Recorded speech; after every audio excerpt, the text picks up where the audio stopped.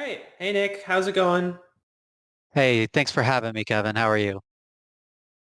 I'm good. I'm excited for this is going to be the first um long distance pod that we've done. So that's True, neato. true. It's like Very nice. this second and a half episode that we've got with visuals. Very exciting. I wish I could see your face because the way we have it set up is we're still working on it. It's Yes. work in progress. But that it fits the whole vibe of the brand, which is a little better every day. No one starts off perfect. Same thing with the content.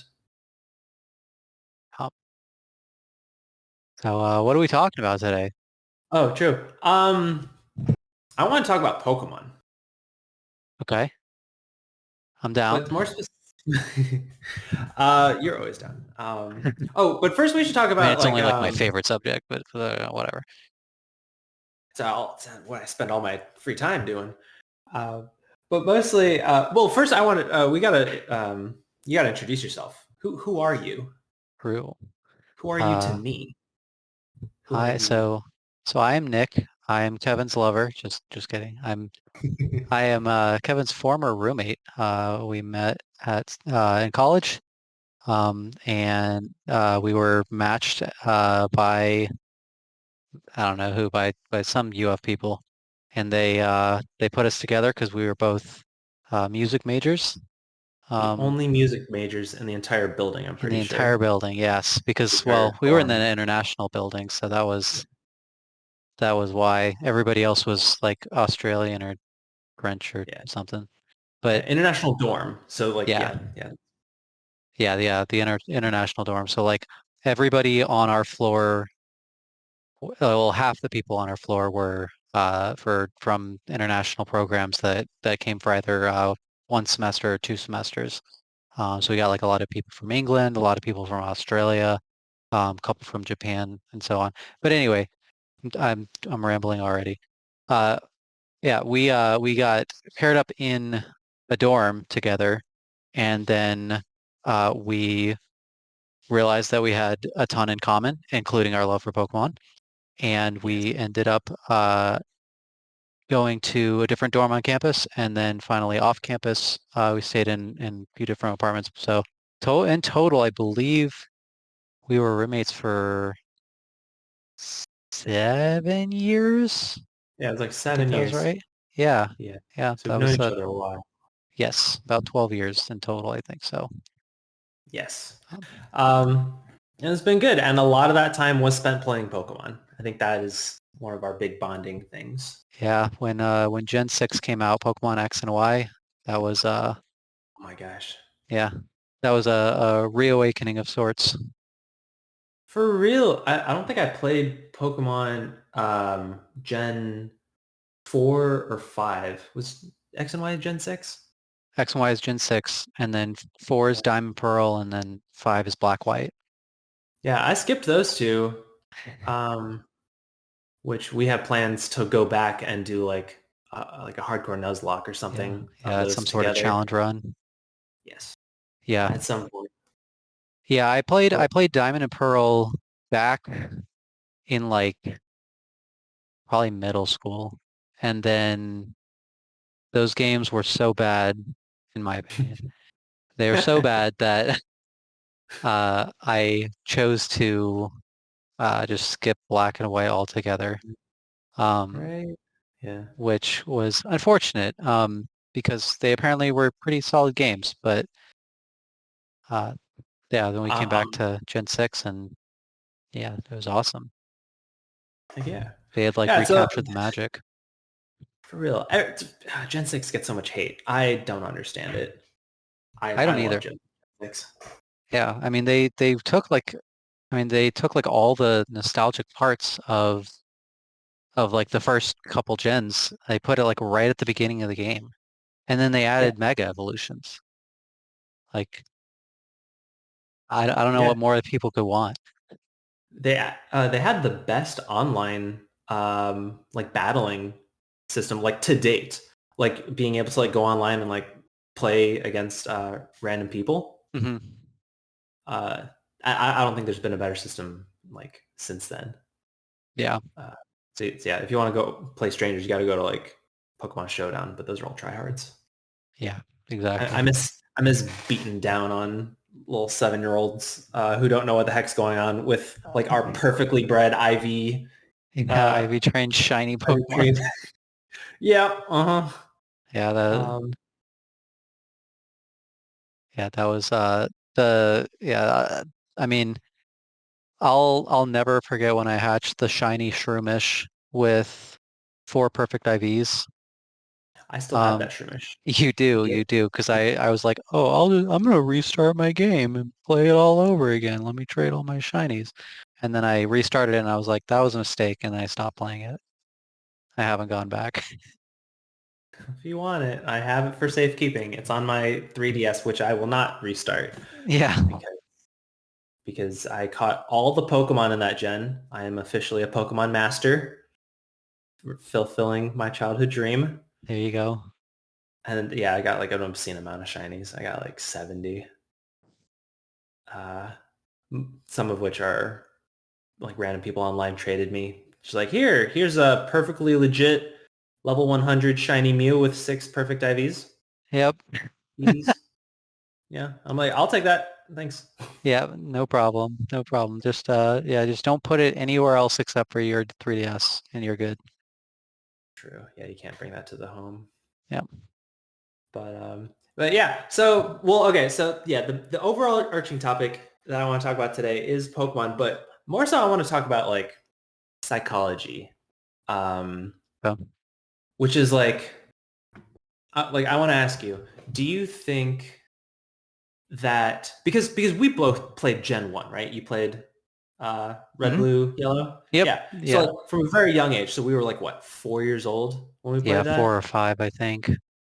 Oh yeah. I remember grinding in Pokemon Yellow when I was 4, like I think I leveled I had a 6 Pokemon level 100. I think one of them was like a Sea King Okay. Yeah. for some reason. Yep. um I think I was trading with my older brother, and we were trading like version exclusives or something. Uh-huh. And like, I gave him like a Vulpix or something, which he couldn't get in his game, and Yep. he gave me a Sea King. And I was like, oh, Greg gave me a Sea King. It must be really good. So I made it on my level 100 team. Uh-huh. I mean, at level 100, it was pretty good. Yeah, I guess at that point, we know how Pokemon is. They're not really accounting for people to just like giga grind to the very top for any Pokemon. I did something similar. Like I definitely did a lot of grinding. I was one of those kids that would not continue on until my Pokemon were kind of around the same level, you know? Yeah. Like, because you get your starter and your starter ends up being like 5 levels higher than all the Pokemon around you. So I would sit there in Route 2 or whatever and just grind until I can get all 3 or 4 Pokemon that I want to bring onto the next area up to level 7. I still do that today, honestly. Oh, Um, same. yeah. Uh, Because you want to be able to use all of your Pokemon in any given battle. right. Yeah. I mean, I'll never know when my Rattata is going to be the ace in the hole, you know? Dude, Gen 1 Hyperfang was low-key very good. Yes. Honestly, Super Fang was also pretty good when if you used it later on, just because like Yeah. just the automatic 50% damage was huge right off the Yeah. bat. Don't sleep on Raticate. Yeah, exactly. Um, but one of my fondest memories of Pokemon was not actually in Gen 1, but was Gen 2. So, my dad is a huge gamer as well. And so when I was growing up, he would play the Pokemon games as the counterpart. So if I played blue, he'd play red. Um, I was playing silver, so he played gold. Good And parent. yeah, yeah. So of course I started with obviously the best Gen 2 starter, uh, by far, no questions, and I will not be taking questions at this time. Um, is Meganium, Chikorita. So that's what I started with. And I did what I said I did. I would balance out all my Pokemon, get them all to like level 65 to 70, and then I would fight the Elite Four and win. And it would take me, several weeks as a kid doing that. Uh, and nothing was more infuriating than watching my dad, who is not interested in the grind at all, just level up Feraligatr the entire game and then use a single move the entire game, which was Surf. So he Yeah. literally brought in 5 fodder Pokemon and Feraligatr to the Elite Four and surfed every single Pokemon from start to finish. And I would be watching him, right? And he'd be In using, horror. yeah, he'd be using water. I can't remember who the Elite Four were then, but I think what was it? There was an Ice Gym leader, I think, or Ice Elite Four member in Gen 2. Or was that Gen 1? Maybe that was Gen 1. Anyway, he would fight a trainer that was strong against water types. And I'd be like, you're not going to do any damage. Like, what are you doing? Like, you can't just keep using Surf. But I was wrong because apparently you can. If Yep. if your Feraligatr is strong enough, I learned a very valuable lesson that yeah, it doesn't matter at all. Nothing matters in Pokemon. You can do whatever you want. Um, Which is a beautiful thing. yeah, I mean, honestly, that in itself is what makes Pokemon, in my opinion, so fun. Um, Yeah. like the core aspects of the games, have not really changed so much over the years, right? You capture Pokemon, you level them up, you fight trainers, and eventually you beat the Elite Four by taking your Pokemon, um, all the way to the end. And a lot of us as casual gamers would just take the best like looking Pokemon to us, right? So I was talking to you before we started this that I brought a Beedrill into my final fight. That was like Beedrill and Butterfree were both in my Good. 6 Pokemon. Ah. Oh So gosh. yeah, but it didn't matter, right? Because like, you'd spend your time training them up and they were just objectively stronger than the other team. And so it was okay that you did that.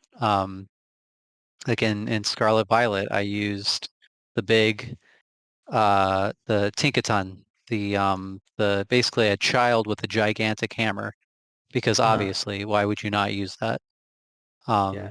so like the characters or the Pokemon's like designs was pretty much like what I based my teams around most of the time when I was playing the game casually. Um, so yeah, that I think plays really into it, just how much more enjoyable it is when you play with with Pokemon, or you play with um, the moves that are just whatever is enjoyable to you. Exactly. Like that's what Pokemon is about. It's about friendship. It's about Yes, partnership. Partnering with the Pokemon you think are the coolest or the cutest. Or no. or the Uh strongest, if you yep. like that sort of thing. Exactly. But like um yeah, there's a lot of appeal to Pokemon. It's the largest grossing franchise of all time worldwide, pretty sure. Yep, yeah, Like media by a media large franchise. margin. Yeah. So I feel like we don't have to explain the appeal of it, but I think one question that I think is interesting is like because we started playing at such a young age, 4 years old. Do you think it kind of shaped the way we think and like what we find fun, or do you think that like we played Pokemon the way we find fun because that's just like Who you are. innately, yeah. Like what I guess another way of phrasing it is like, do you think that we play Pokemon and enjoy Pokemon so similarly because like we are just similar, or because like we both started playing at like 4 and like we kind of had the same like mindset, i.e. not playing like your dad, like a degenerate. So I think part of it Could be just the young age. I think that the age more than anything defined why we felt why we find Pokemon to be such a core part of our life, right? Mhm. Because that was like it was literally core memories for us. Um, I don't know if I would subscribe to the idea that Pokemon itself, like the things in Pokemon shaped like my personality or how I approach things. But what I do think is that uh, how I approach things and my personality played into Pokemon's like expertise, I Yeah, suppose. like it plays into like its appeal, like the Right. shiny hunting, right? Like Yeah. we can just focus in and grind for hours upon hours just to get a palette swapped Pokemon. That's Right. different in no other way, right? We Yeah. still find it fun. Yeah. Um, And I think that the to go even further back to even before shiny Pokemon were a thing, you know, what senses of accomplishment that you got out of Pokemon, right? You got them by beating trainers, you got them by uh uh exploring and finding new Pokemon, right? The sense so you have your sense of curiosity, you have your sense of competitiveness, which curiosity and competitiveness are two major features of I think like most many people. Um, and then also the sense of accomplishment, right? So you that kind of play into both of those, but also, or I guess on top of that, when you go into a gym and a lot of these and a lot of the games, it's not like you walk in and there's a trainer and you fight the trainer and then you fight maybe another trainer and then maybe another trainer and then you fight the toughest trainer, the gym leader, and you beat them and you're done. There's always a puzzle, right? There's always something else to it. Like at the very beginning in Gen 1, Brock and Misty, that really was all it was you just walk in and you go down the path and you can either take the path that avoids the trainers or you don't. well, But with then Misty, you get you actually have to find her first, technically. right, right. But it's a But matter of with like Brock, walking up. yeah. Yeah. Uh-huh. I get your Um, point. so like it kind of teaches you right at the beginning, like what's important about the gym leaders is that they're stronger than everybody else and you want to beat them to get your gym badges. But then you get to Lieutenant Surge, right? And now it's a whole different thing. It's a whole mini game because you have to find the trash cans that have all of the um that have the buttons in them so that you can destroy the barrier to get to him. You Um, also have to you have to go on the SS and to get the HM for cut first. Battle all the trainers on that before you can even fight the gym. yeah, yeah. So I'm not gonna say that I necessarily uh, learned my enjoyment for puzzles from from Pokemon, but I definitely think that the fact that there were those types of puzzles in the game made it more enjoyable for me because I'm Mhm. a massive like problem solving type of person. Like I if I don't understand something or there's a roadblock, like I want to get to that answer, even if the answer doesn't satisfy me in the end. A lot of times it's like it's not the destination, it's the journey, Yeah, so to speak. So like even exactly. now, um, like 95% of the spreadsheets and like all these like things that I've learned over time, like my ability to create like a solid spreadsheet that does well, or that looks pretty and formulas are tight and conditional formatting is used so that it's dynamic. Um, a lot of the times I started that because there was something related to Pokemon that I wanted to use it for. That's that spreadsheet for. And then as I like came up with questions on my own, like as I kind of that natural curiosity played into it, I was like, okay, well, if I want to do that, how am I going to be able to make that happen? Um, and that I would attribute to Pokemon in a way because it I approach that same curiosity in the same way that I approached, well, how many Pokemon are in this route that have I caught all of them? Where's, where do you get Chansey? Oh, it's in the Safari Zone. Oh, it's a 1% chance. How am I going to figure that, get to a point where I can catch Chansey? Or how am I going to defeat Lieutenant Surge? How do I fit this puzzle? So um, I do think that Pokemon in that aspect really did uh, shape shape me. I think, or maybe more than shape me. It brought out that natural curiosity and natural like planning aspect and natural like uh, focus, intense focus that it took to achieve goals in the game. Yeah. Exactly. So like to kind of uh, extrapolate from that, like so one of the main reasons that like I want to talk about this topic today, like did Pokemon shape us, or did we just get attracted to Pokemon because of who we are? It's like Rachel's my girlfriend. She did not understand like all the grinding for Pokemon, like the appeal, and like it's probably just because like she doesn't have that puzzle mind. Like, haven't we both been like obsessed with like Sudoku? Yep. Yeah, Yeah. There was which is definitely a just time where puzzles. I spent like every day I'd have to beat like at least 3 or 4 hard puzzles before I could continue with my day. Uh-huh. Um, Same, right? And it would, and if they were like too easy, like you'd be like, oh, that wasn't challenging enough. Before I Yep. stop, I have to beat a challenging one, right? Yep. So it's because we have that brain that just craves like puzzles, challenge, figuring things out. I think that's why ultimately why we've been like drawn to video games like in general, because that like a lot of games they're puzzles. hmm There's a lot of like leisure games. There's like Animal Crossing, which Rachel loves. Rachel loves Animal Crossing. The more like recreational, but Yep. like um, Pokemon. Pokemon's beautiful because like if you are a recreational player, you could totally play it like that, right? You can just pick the cutest Pokemon. You can chill.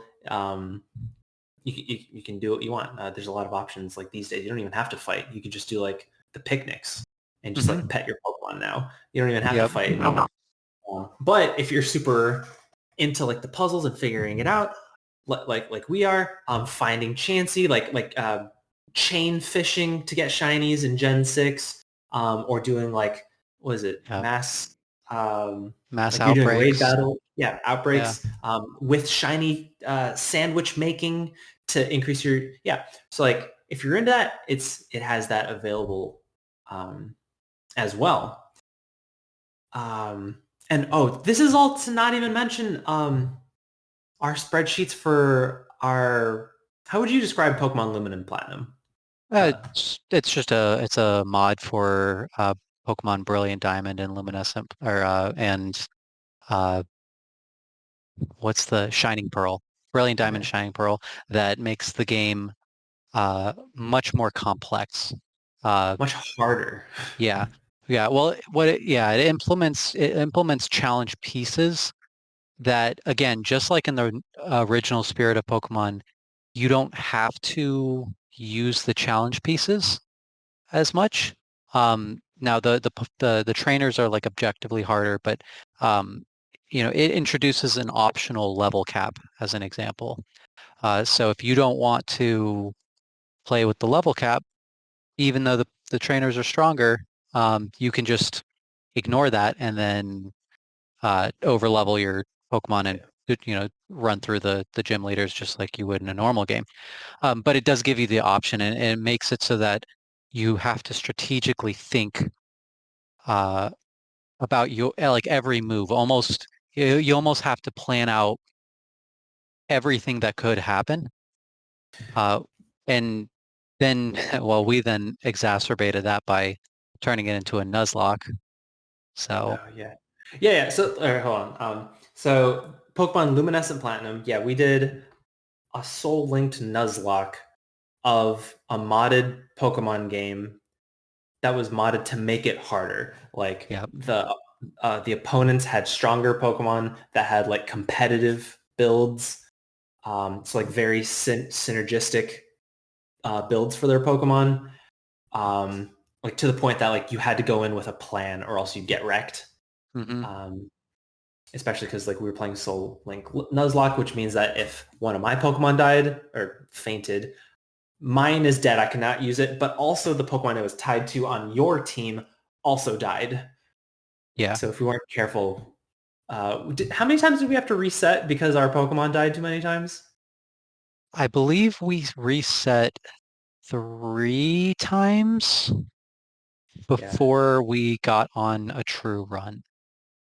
yeah. That's when we hunkered down and we're like, all right, we're gonna plan ahead of time. We're gonna look up our opponents Yeah. because we tried to go into it blind. We're like, oh, we can do it, but it was yeah, I feel like it was kind of meant to. You're supposed to kind of plan ahead.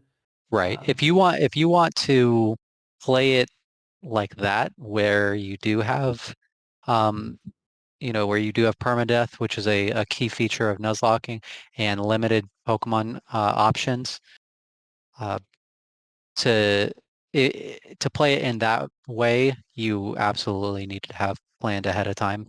There's no way you could do that on your own.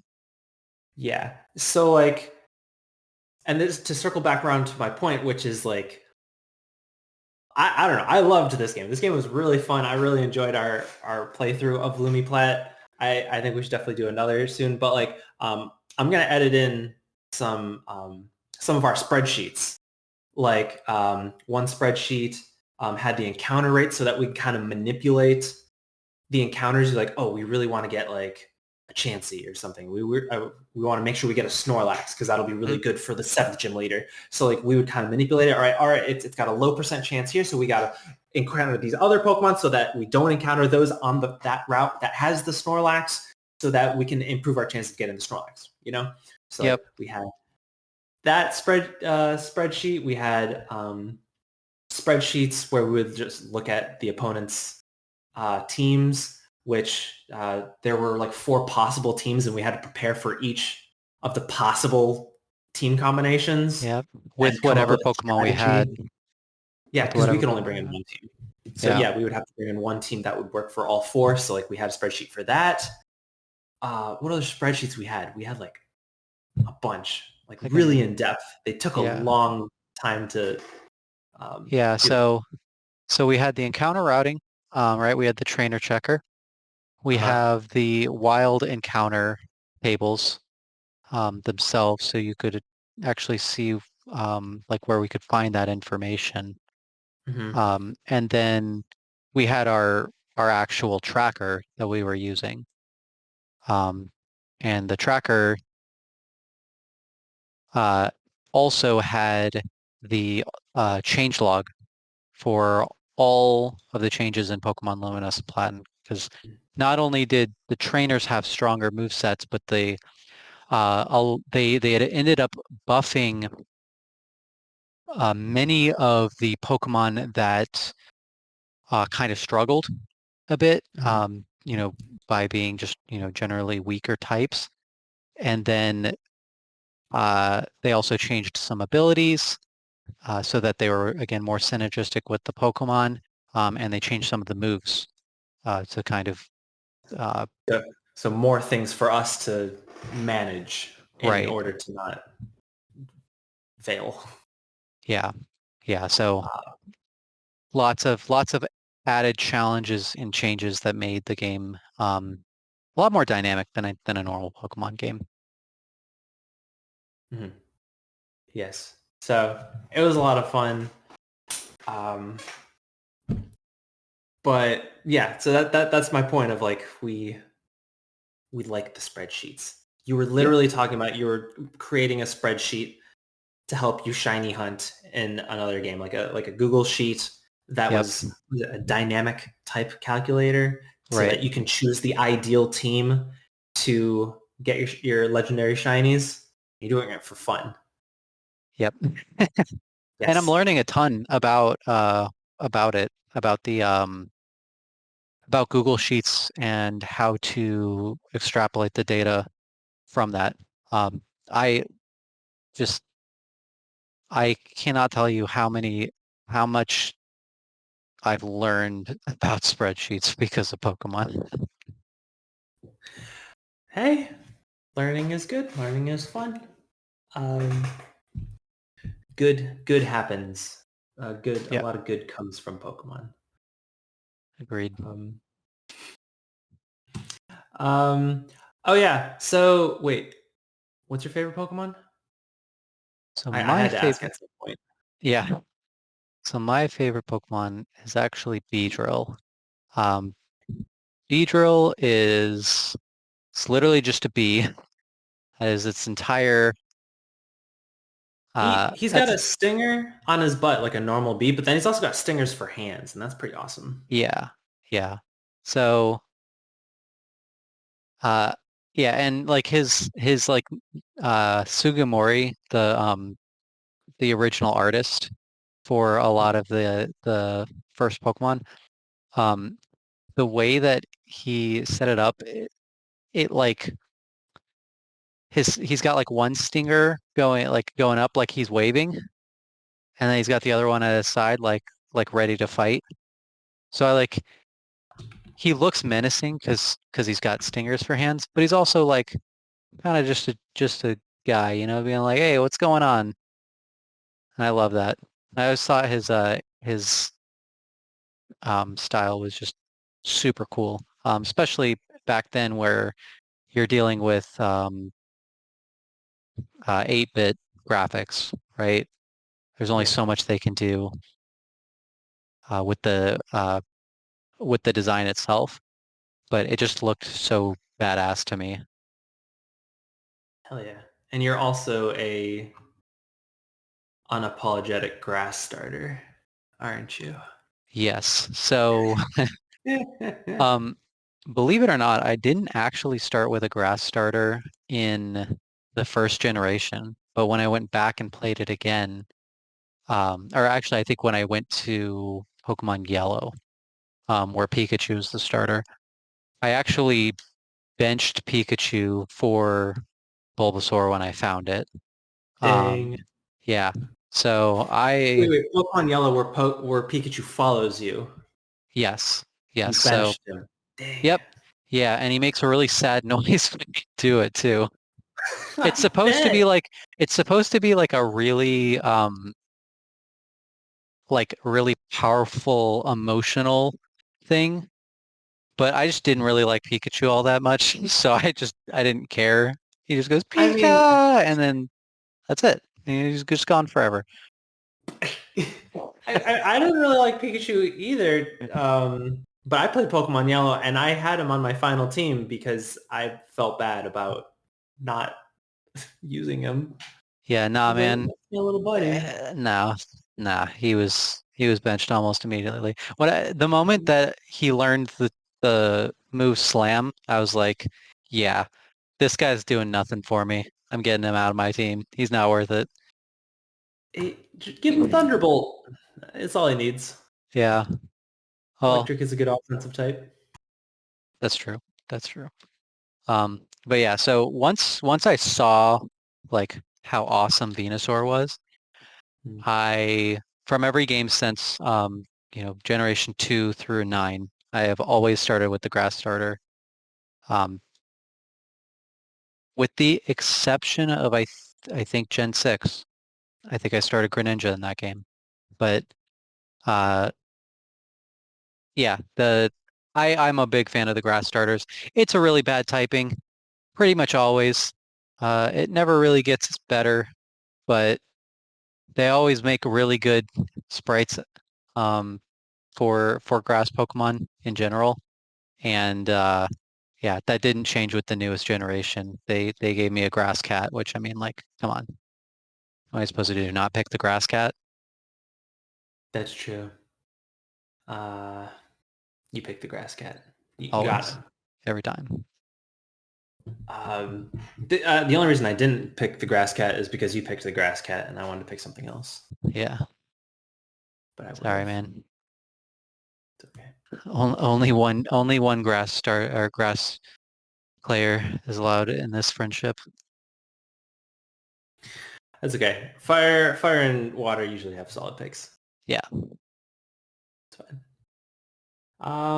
But yeah, so that's Pokemon and why we enjoy it. It's nostalgic. Probably the biggest thing, of course, right?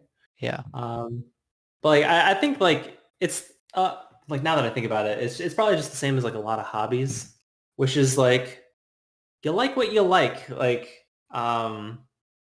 Rachel is a little grandma at heart, so she really likes to crochet. That's her hobby because it's very passive. She can watch TV while doing it, and she makes a cool little sweater. And she I think she just likes the idea of being a little old lady, even though she's 24.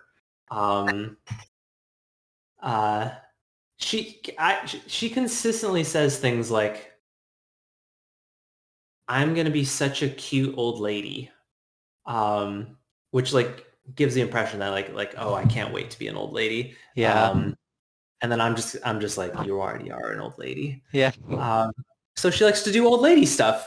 And we are puzzle fiends, and so we like to do puzzly things. And when there aren't puzzles, like in the more recent Pokemon, which are getting like progressively easier and easier for Yep. younger and younger kids, we have to find ways to make it more puzzly and harder, like with the Nuzlocke or just like modded versions of it that are specifically made for like challenge seekers. Yep. So you do what you like. So I think that answers my original question was like, did Pokemon shape us or were we just drawn to what we like? Yeah. Yeah. I will Junior? say this. I think that our generation as a whole was, It was a cultural phenomenon. yeah, it was a cultural phenomenon. And I do think that for some people, it could have been their first foray into puzzle mechanics Yeah. or exploration.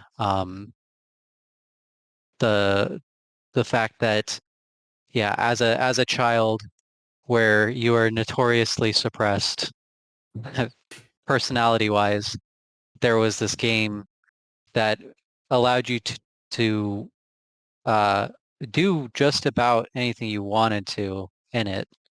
Um, and then they followed it up, in the second generation by allowing you to somehow relive that nostalgia that only happened like 2 years before, um, by going back to the Kanto region.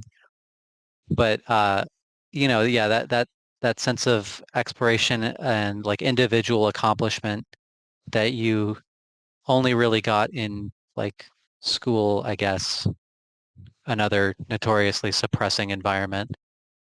Um, I think that spawned, um, for many people, a level of curiosity and creativity and problem solving that maybe these generations now growing up with Pokemon where it's all easy mode, they just don't even have that. So Yeah. And like it's I feel like every generation is like, kids these days got so easy and our cartoons were better. We had old school SpongeBob seasons 1 through 3, the good old days. yep. Now these kids have garbage, and I feel like it's a little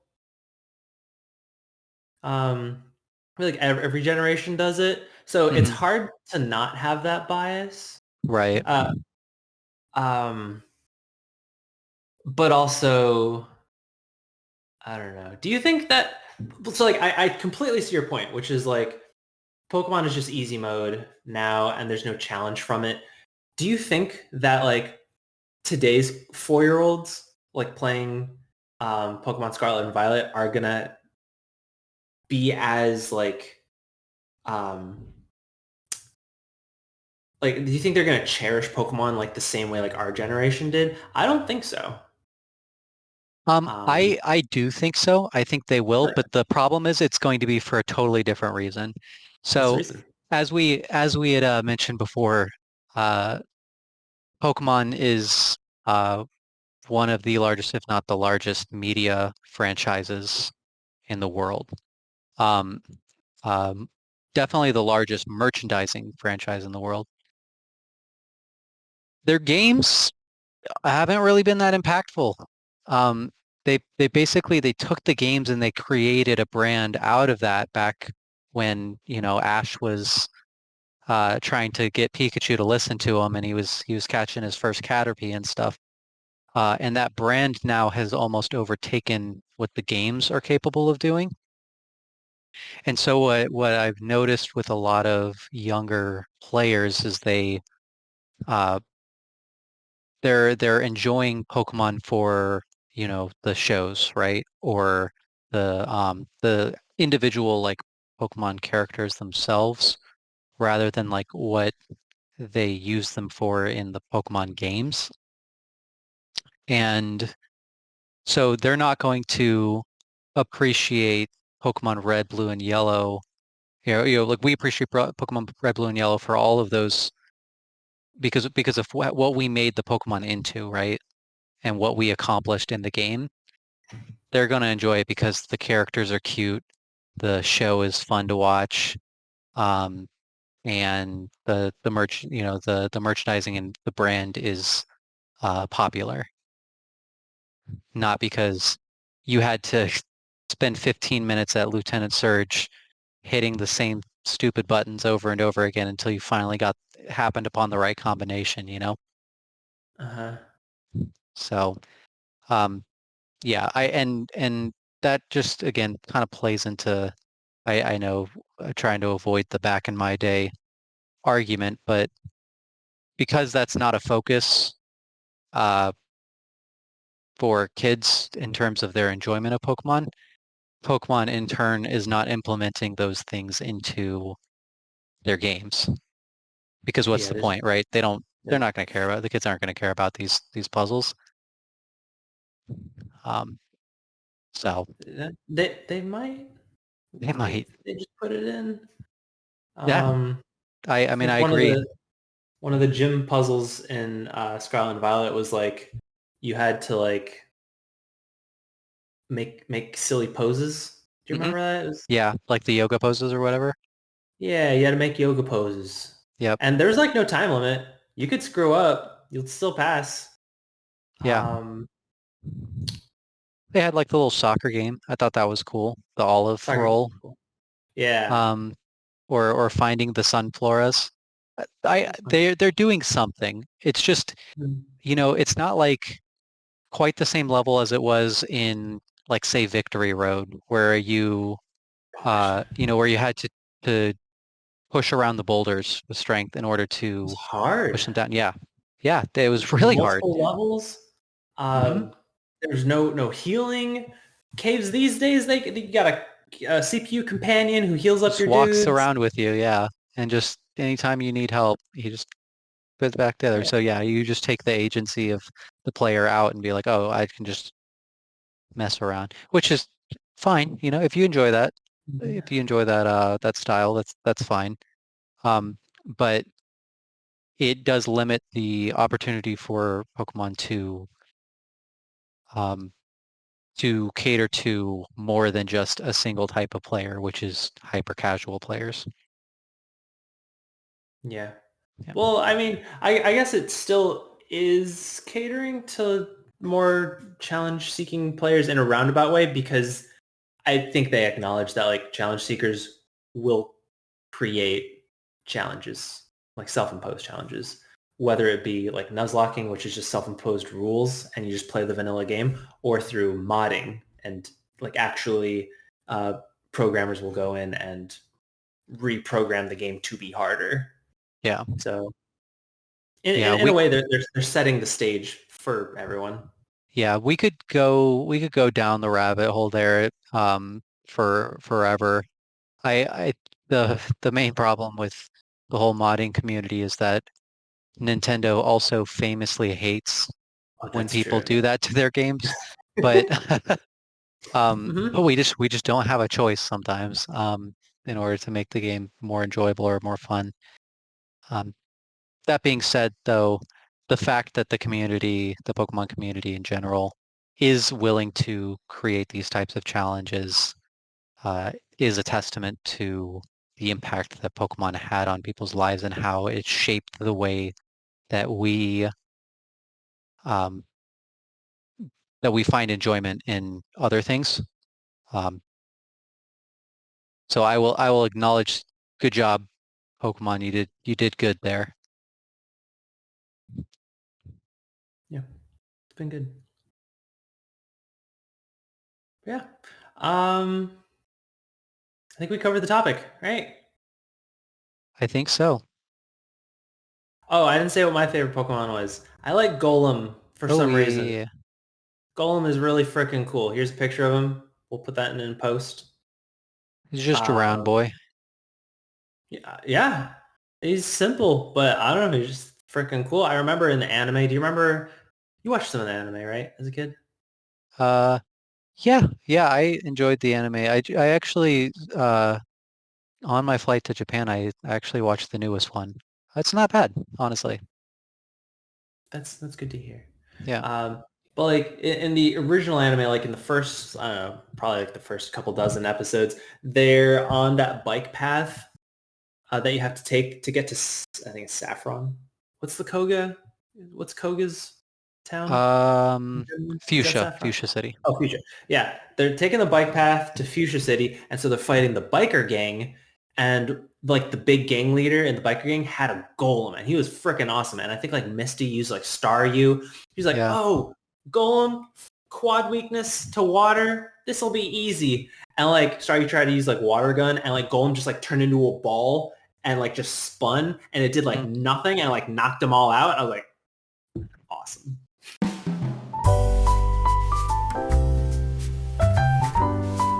Yeah. Uh, doesn't make sense uh, in the context of the video game. Um, but in the anime, he was really freaking cool, and that made a big impact on me. And I don't know, I shiny hunted for that shiny golem, um, and I have one on my 3DS in Gen 6, and it is one of my favorites. Heck yeah. I never use him; he's trash in the games, but he looks cool, so he is probably my favorite. Yeah. That's, that's the way it is. Sometimes you just happen upon a shiny Pokemon that you're like, yeah, that'd be cool to use, but you are just terrible. That was Gen 6 uh shiny Pancham, the first wild shiny that I'd ever seen. And I was like, that's pretty cool, but I already got a fighting type, so you can't be here. Sorry. He'll just look pretty in the PC. Yep. We'll be like, Which oh, that's cool. I also have your shiny Pancham, by the way. I mean, that tracks. Yes. Um, but yeah. Wait. So I think we're good, right? Yeah, Been talking like for 50 minutes. yeah, I Um. think so. All right. Well, cool. Thank you for joining. We'll talk again sometime. Yep, Yeah. I'm very excited to do the talking. Mm-hmm. The And intros and the outros are definitely. We need some like music. We're both music majors, but I don't think either of us can like compose like a little theme song to play like during the intro and the outro. It would be very useful, but do you think we yeah, can compose a song? Probably not. I We weren't taught that. yeah, I wasn't a composer and like I didn't have any composing classes. I probably could. I don't know what it would sound like if it would be any good, but I could probably figure something out. Be like a looping like three or four chords, uh, and then it would be perfect because Just then like the it could just same loop like chord for over and over again, just C one chord. major. Yeah, just one Hmm. chord C, My and then favorite key is C, baby. Just vanilla. Just bam. One time, this has nothing to do with anything, but one time Okay. in my studio at college, so like for my major, like all of us grouped together, all of us piano majors, like the first week, we went around the room and said, like as like an ice breaking thing was like, hey, what's your favorite key? And that's a very interesting question. Like, do you have like an answer for that, Nick? Do you have a favorite key? Um, I think let me look over at look at the piano for a moment to see what I would say. It's definitely a minor key. Mhm. Um, I want to say G minor. Ooh, too I far? have no actual logical reason to give you for why that is. Um, I like minor keys in general. Mhm. Maybe there's like this deep-seated memory somewhere where I played a song in G minor and that like it was my favorite song when I was like learning marimba or something. That's probably where it's coming from. But Yeah. uh, yeah, G minor, I would say. G minor, that's a good answer. G minor is a good key. I would agree with you. I like G minor. Um, there's exactly one song that I know how to play with my eyes closed. Like I can play, it's a 3-page piece and I can play the whole thing and it sounds really nice. And I pull it out of my pocket when I want to impress people in person and like there happens to be a piano. I'll play it literally with my eyes closed and that's in G minor and it's Nice. very, very pretty. Very good. Um, but when we were going around the room for that ice breaking game, I said C major as a joke, and everyone told me to shut the fuck up, and then we went to the next person. um, That, that is exactly how I would have expected though, like they didn't pander to you on that. They were like, absolutely not. yeah, Get they were that like, out of "Oh here. no, Kevin, what really? What's your favorite key?" And they're like, "No, it's like you're not gonna take this seriously. All right, on Yeah. to the next Uh, person." Um, Anyway, all right. On that note, okay, sounds good. So next podcast, it will be using your C major intro for the next pod. All right, so we can look forward to that. Yeah. yeah, yeah, yeah. It'll be excellent, I'm sure. All right, sounds good. Thanks for joining me. I'll talk to you soon. All right, I'll see you.